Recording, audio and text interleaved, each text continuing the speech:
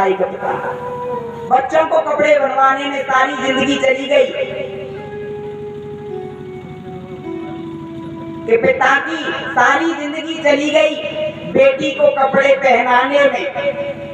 ध्यान देना भाई बाप, पिता की सारी जिंदगी चली गई बेटी को कपड़े पहनाने में, और पिता के सारे कपड़े फट गए बेटी को कपड़े पहनाने में। और लेकिन हुआ क्या, बेटी ने खुद कपड़े फाड़ लिए इंस्टाग्राम पर रील बनाने में।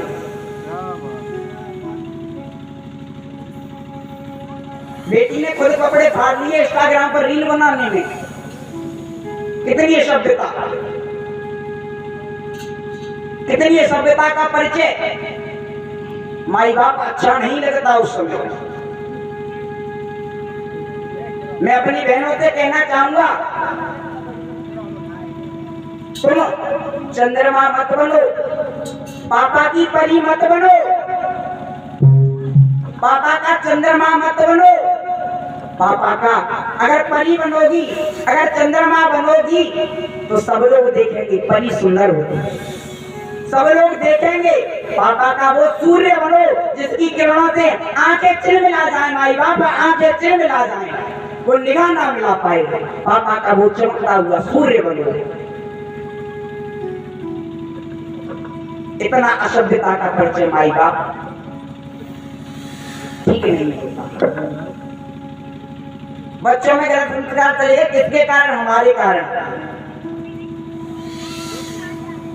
आजकल की सिटियों में, मारा यहाँ की बात नहीं कर रहा, सिटियों में घर बनाए जाते हैं, रसोई ऐसी बनाई जाएगी जिसमें महाराज खड़ी होकर के खाना बन सके, है ना। रसोई ऐसी बनाई जाती है और फिर उसमें महाराज चप्पल पहन करके खाना बन सके।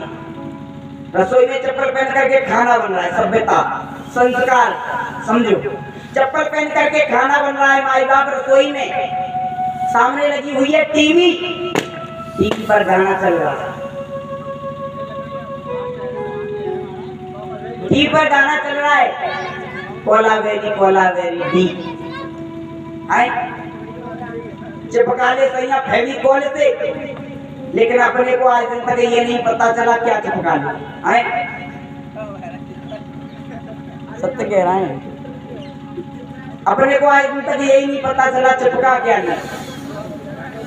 एक गाना चला चोली के पीछे क्या है, चोली के पीछे। कितना असभ्यता का परिचय दे रहा है गायन। पूछूंगा एक प्रश्न उस रचनाकार से, ये शब्द पूछने वाले, क्या तूने कभी अपनी माँ का दूध नहीं पिया? तुझे पता नहीं कभी तूने अपनी माँ का दूध पान नहीं किया?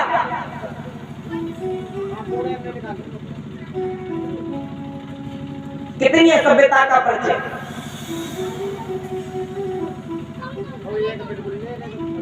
माई बाप बच्चों में गलत शिक्षा चली गई हमारे कारण।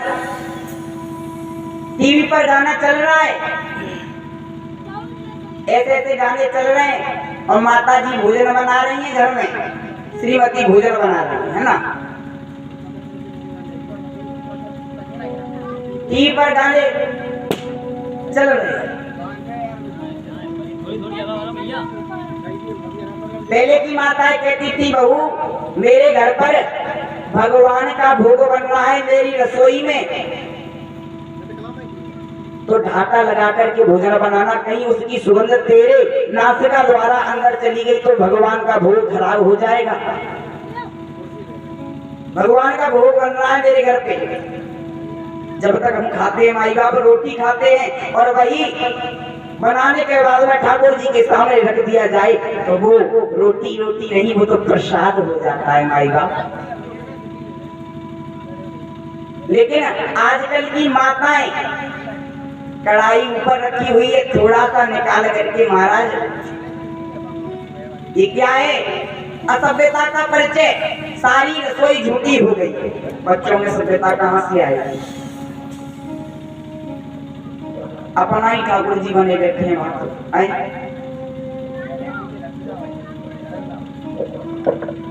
लड्डू गोपाल की सेवा बड़े भाव से मिलती है, लेकिन मेरे माई बाप, लड्डू गोपाल की सेवा करने से पहले तुम्हारे घर में बैठे देवता,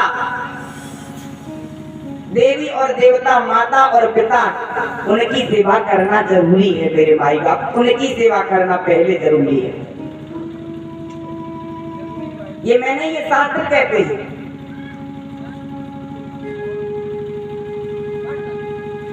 ऐसा नहीं है कि एक संत ही भगवान का भजन कर सकता है, और ऐसा भी नहीं है कि कपड़ा रंगने वाला संत है।